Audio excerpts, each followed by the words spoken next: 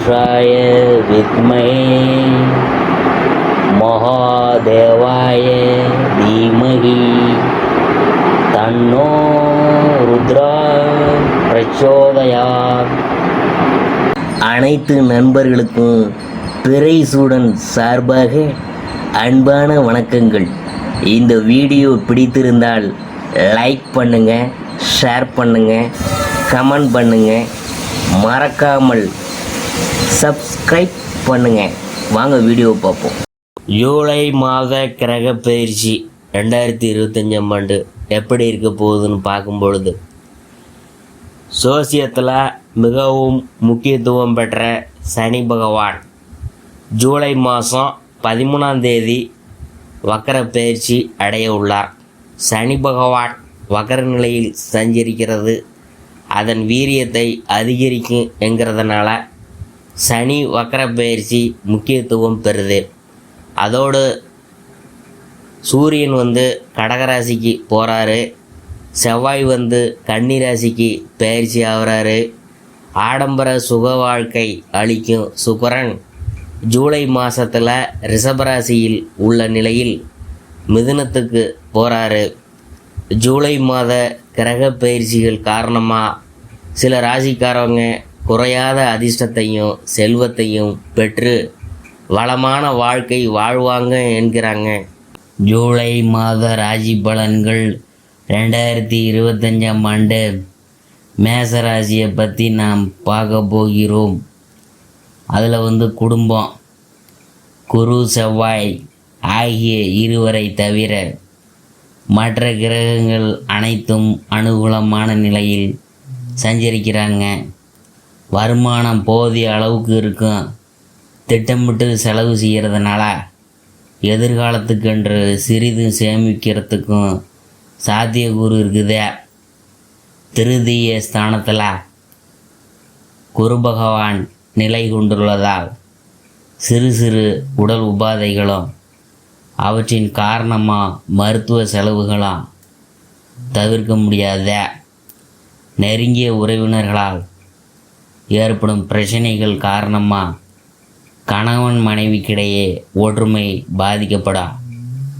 தாயின் ஆரோக்கியத்தில் கவனமாக இருக்க வேணும். திருமண முயற்சிகளில் தடங்கல்கள் ஏற்படும். நீதிமன்ற வழக்குகள் இருந்துச்சுன்னா அவை நீடிக்கும். வெளிநாட்டில் பணியாற்றி வரும் பெண் அல்லது பிள்ளை அல்லது மாப்பிள்ளை தொழில் பிரச்சனை காரணமாக தாய்நாடு திரும்ப நேரிடா. அடுத்தது உத்தியோகம். ஜீவனக்காரகனான சனி பகவான் ராகுவுடன் சேர்ந்த லாபஸ்தானத்தில் சஞ்சரிக்கிறதுனால உத்தியோகத்துறை அன்பர்களுக்கு லாபகரமான மாதம்தான். மேலதிகாரிகள் அனுகூலமாக நடந்து கொள்வாங்க. சக ஊழியர்களின் ஒத்துழைப்பு கிடைக்கும். புதிய வேலைக்கு முயற்சிக்கும் மேசராசிக்காரங்களுக்கு மனசுக்கு பிடித்த நிறுவனத்தில் வேலை கிடைக்கும். பணிச்சுமை அதிகமாக இருந்துச்சுன்னா நிர்வாகத்தினரின் பாராட்டுதல்கள் மனநிறைவை தருங்க. தற்காலிகமாக பணியில் இருக்கிறவங்களுக்கு பணி நிரந்தரமாக இருக்க போகுது. வெளிநாடு போயிட்டு பணியாற்ற வேண்டும் என்ற விருப்பம் இருந்துச்சுன்னா இந்த மாதம் நீங்கள் முயற்சி செஞ்சீங்கன்னா அதற்கான பலன்கள் உங்களுக்கு கிடைக்குமுங்க. அடுத்தது தொழில் வியாபாரம். லாபஸ்தானத்தில் இணைந்துள்ள சனி மற்றும் ராகுவை மிதுன ராசியில் சஞ்சரிக்கும் குரு பகவான் பார்க்குறதுனால தொழிலில் நல்ல அபிவிருத்தி ஏற்படும். வர்த்தகத்துறையினருக்கு சந்தை நிலவரம் அனுகூலமாக இருக்கும். சரக்குகளுக்கு நல்ல விலை கிடைக்கும். புதிய விற்பனை கிளைகளை திறக்கிறதுக்கு ஏற்ற மாதம்தான் இது. ஏற்றுமதி துறையினருக்கு வெளிநாட்டில் உள்ள பிரபல நிறுவனங்கள்கிட்ட வர்த்தக தொடர்பு கையெழுத்தெல்லாம் போடுவீங்க. அடுத்தது கலைத்துறையினர். தொடர்ந்து பல மாதங்களாகவே பின்னடைவையே சந்தித்து வந்த கலைத்துறையினருக்கு புதிய வாய்ப்புகள்லாம் கை கொடுக்கும். திரைப்பட தயாரிப்பாளர்களுக்கு நல்ல புதிய கதைகள் கிடைக்கும். பாக்கியஸ்தானத்தில் அமர்ந்துள்ள சனி மற்றும் ராகுவை குரு பார்க்கறதுனால சங்கீத பரதநாட்டிய பள்ளிகள் லாபகரமாக இயங்கும்.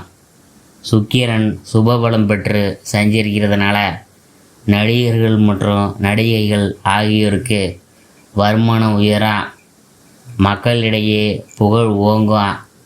திரைப்பட தயாரிப்பாளர்கள் சிறு அளவில் முதலீடு செய்து புதிய படங்களை எடுக்கலாம்.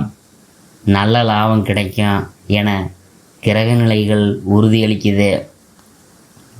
அடுத்தது அரசியல் துறையினர். அரசியல் துறை சுக்கிரனின் ஆதிக்கத்தில் தான் இருக்குது.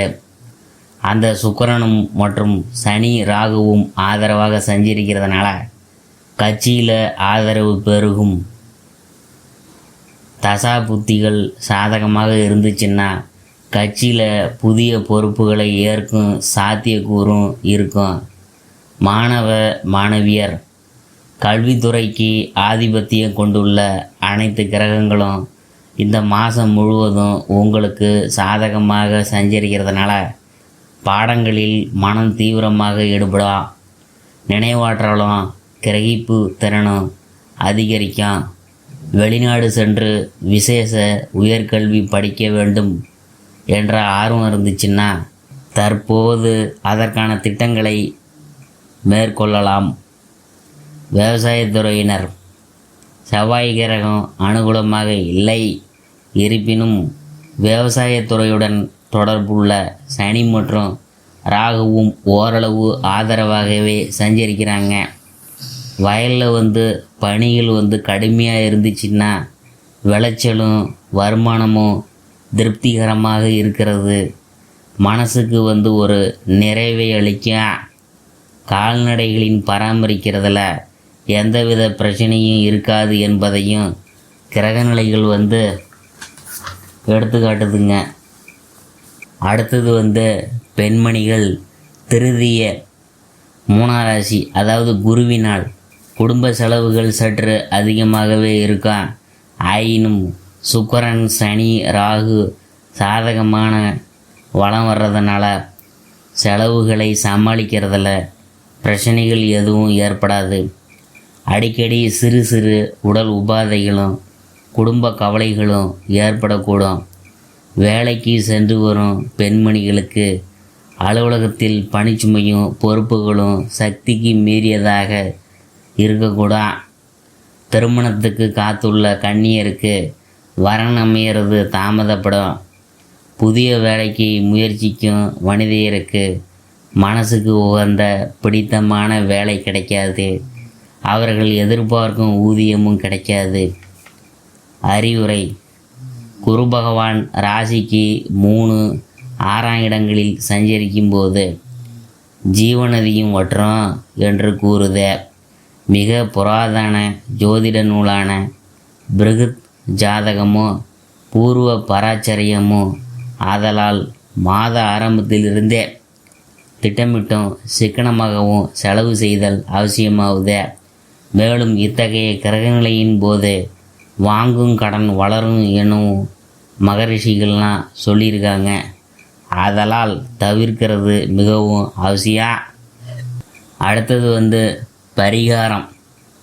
வியாழக்கிழமையில் பசு அல்லது ஏழை ஒருவருக்கு உணவளிக்கிறதும் சிறந்த ஒரு பரிகாரம். வஸ்திரம் கொடுக்கறதும் நல்ல பலனை அளிக்கும்.